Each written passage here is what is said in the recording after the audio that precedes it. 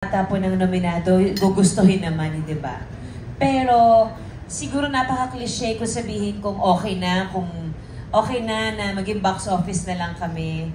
Napaka-plastic naman din kung sasabihin kung hindi ko nais magkaroon ng award, hindi ba? But kung ano ang nakikita ng horado, kung kanino siya dapat mapunta, doon ako nagtitiwala.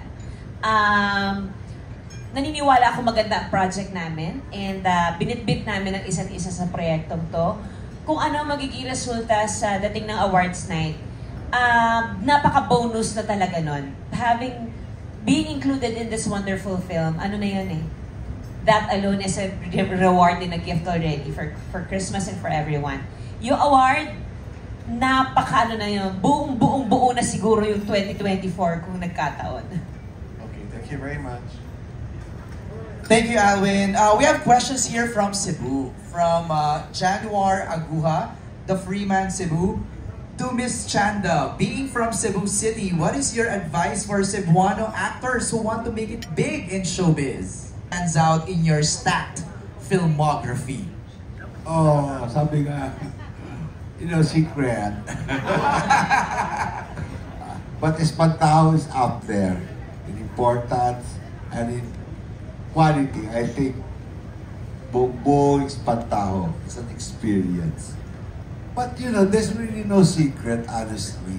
When I work on a film, may pakiramdam ako na it's something new for the people to enjoy. And I've been fortunate that nagsaswak naman yung ideas ko sa gusto ng mga tao. I remember Feng Shui.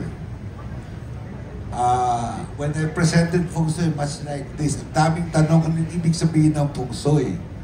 At that time, hindi nila alam anong ibig sabihin ngayon. Tapos ngayon ay present Espantao. Nagtatanong na naman kayo, anong ibig sabihin noon? Well, lesson learned. We will all know what it means very soon. Promise. Thank you, Direk. Curious ako, anybody scared here of scarecrows? Wala? Hindi sila farmers. Hindi sila farmers. Nakapag-peste ka, matatakot. Oh, pero may iba kasi natatakot din dun eh, di ba? Parang yung image na yun. Okay, so we'll now proceed to our junket interviews. I-assist kayo sa ating mga tables para ma-interview tayo ng mga kasamahan natin sa press ng mas malapit